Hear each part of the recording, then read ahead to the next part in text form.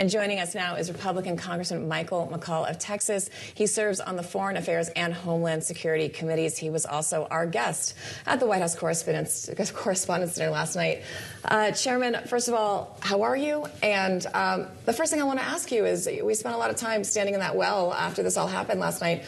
When you went about the dinner last night, do you think there was enough security there? You've been there before. What are your thoughts? Yeah, let's put my chairman of Homeland Security hat on. I was a former counterterrorism federal prosecutor. I would say the Secret Service did an amazing job. Capitol Police escorted the members out in emergency vehicles. But the outer perimeter, if you will, was very free access. It's an open hotel. And I think that was part of the risk involved here if you had to analyze it. It's very difficult to harden that kind of environment. When you have the president coming in, what I was sort of amazed, you had the president and the vice president at the head table and the speaker. So you had the line of succession right there. If a bomb had gone off or something more dramatic, it would fall to Chuck Grassley, amazingly.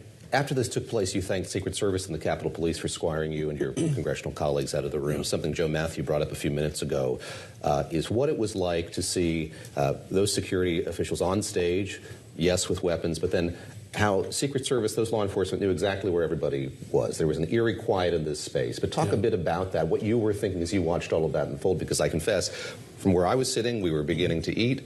There was some commotion, and then it became very, very quiet in the room. Well, I heard 3 gunshots, so I knew something was horribly wrong. And you're not quite sure what's going to happen after that, right?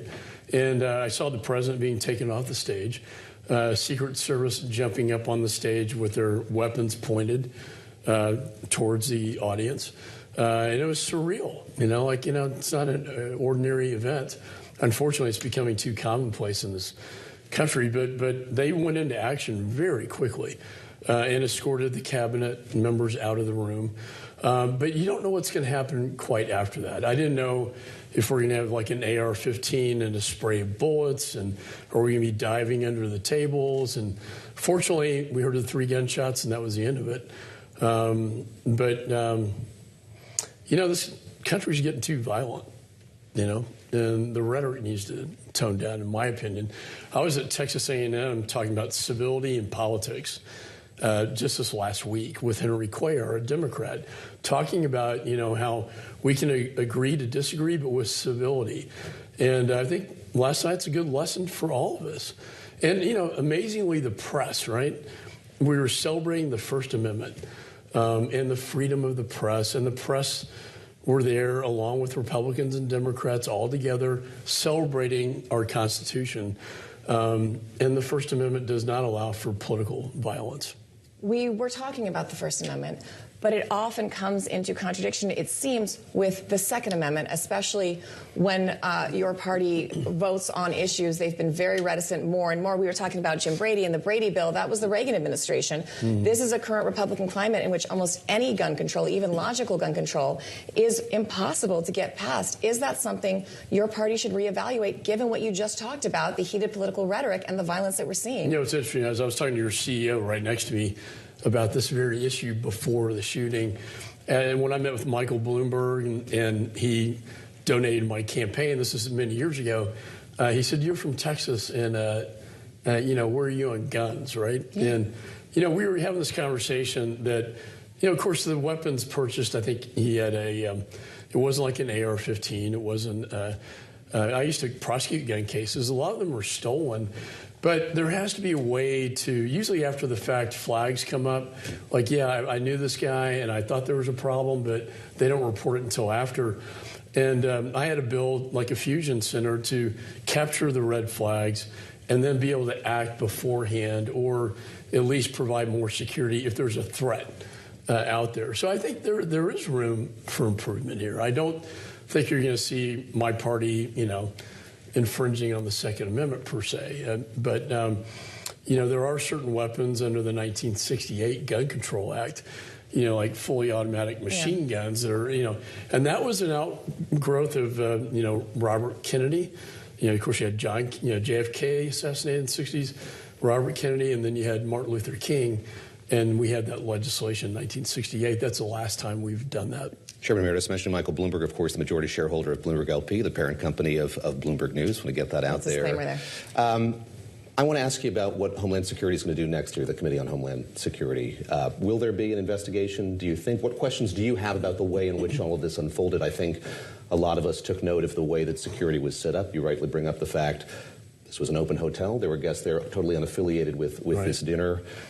What do you want to see investigated in terms of what that perimeter was like, how fortified it was? I think we have to. We have to take a look at the outer perimeter. Now, as I understand, he was a guest at the hotel. So anytime you have a big event like that, and it's known as the Hinckley Hotel because in 1981 Reagan was shot there, so it has a bit of a checkered past, and so I do think we'll be analyzing that. I think also it just reemphasizes how important it is to fully fund the Department of Homeland Security and stop this nonsense of a shutdown of a very important agency within our federal government. Still partially shut down. It is. What is your take on the appropriateness of the president's Truth Social post that we just saw this morning and everything we've talked about, violence, political rhetoric, that the president is focusing on building a ballroom? What's your take on that? Well, let me say first, I think his remarks last night were very gracious towards the press, and to both Democrats and Republican alike.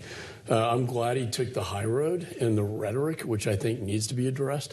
The ballroom, I was in the East Wing and he pointed to it. It's a big hole in the ground. It's going to have a lot of security features to it in the basement. But I think, as was pointed out earlier, this is a private association. It's not, that's a federal building, essentially. So I don't know. I mean, I think it would certainly be a lot more secure if it was done at a place like that. The next time the president shows up, I think they're going to tighten up security even more so on the outer perimeter. And again, the line of secession all being there at the same time, I think we ought to take a look at that as well. Is that concerning? Is that something Congress should investigate? Yeah, of course. I was really shocked that the president and vice president were at the table together. Surprise. Yeah. I want to go back to the rhetoric, and I'm curious how hotter rhetoric has shaped the way that you approach your job. Is it something that you give more thought to? God forbid something like this were to happen. How has it shaped the way that you and your colleagues in Congress approach the job? We've seen some reticence to attend town hall meetings if they get pretty fractious. Yeah. Who knows what might happen? What are the consequences on a day-to-day basis for having the kind of heated rhetoric that we have in this country today? Well, we're a reflection of the American people, and there is a violent rhetoric out there. But we don't have to be an echo chamber for that. And the irony was I was just at this symposium at a university in my district where we talked about this very issue and how it needs to be. I've been up there 22 years up here, and it's changed for the worse. And it's okay to go on social media and say vile things about the other party and other members of Congress and the president. But isn't some of that coming from the top down? Isn't the president partly to blame for that? Well, I think we're probably all to blame. And you know what happens when these things occur?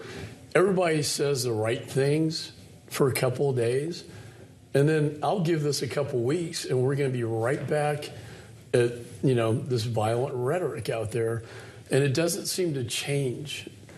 You can't legislate that. That is a conduct issue. It's a moral clarity issue. And I think the institution is weakened and hurt by, and politics in general are hurt by this violent rhetoric that is out there today. And I hope members do reflect on this. The ones that want their 5 minutes of fame on YouTube and social media, I hope they reflect. It's not how I conduct myself. I wasn't raised that way. It's on my value system. I show respect for people that have other opinions. And that's what democracy is all about. That's what the press, the First Amendment, freedom of speech and press is all about. And we got to respect each other a little bit more. Last night, I've been in war zones in Iraq and Afghanistan, and I've, heard mortar shells and, Ukraine, rounds of ammunition. I'm going to Ukraine and this summer and, drones and all that kind of stuff. But you don't expect that, at the Hilton Hotel in Washington, D.C.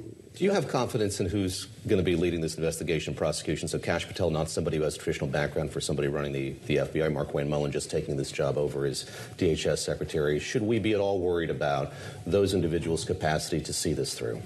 Well, they're the figurehead. I do think, like when I was a federal prosecutor, the line FBI agents, line Secret Service, they've been doing this for many years. They're professional, and they know how to conduct this. I'm a little surprised we don't know anything more about the shooter, to be honest with you, other than he took a train, which I think is very strange. He had a couple of weapons and knives.